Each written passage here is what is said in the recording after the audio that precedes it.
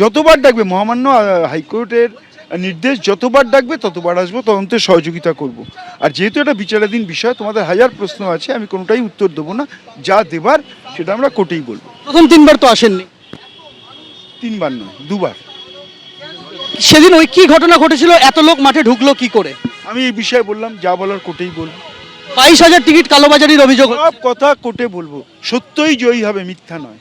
আচ্ছা, আপনি কোন তৃণমূলে, কালীঘাট তৃণমূল নাকি অন্য তৃণমূল, ঋতব্রত? তৃণমূল কংগ্রেসেই আছি, তৃণমূলই আছে, আমি মমতাদির সঙ্গেই আছি। আপনি তো একটা চিঠি দিয়েছেন অ্যাকাউন্ট ফ্রিজ করতে, ওটা দলের অভ্যন্তরীণ বিষয়, ওটা নিয়ে এখানে কিছু সেটা কি আপনার সতর্কতামূলক পদক্ষেপ? আমি বলবো ওটা দলের অভ্যন্তরীণ বিষয়, ওটা দলকেই জানাবো। আপনি কি তাহলে ভালো তৃণমূল না কালীঘাট? আমি কোনো ভালো খারাপ জানি না, আমি তৃণমূল। মানে মমতা ব্যানার্জির সাথে আছে? আমি মমতাদির সঙ্গে আছি। সুরুচি সংঘ এলআইসির নোটিশ দিয়েছে। হ্যাঁ, সেটা ক্লাব কর্তৃপক্ষ বুঝবেন। আপনি তো ক্লাব। আমি ক্লাবের একজন সাধারণ মেম্বার। এরপর আবার কি জেরা করবে আপনাকে বলেছে? যদি ডাকে যাব।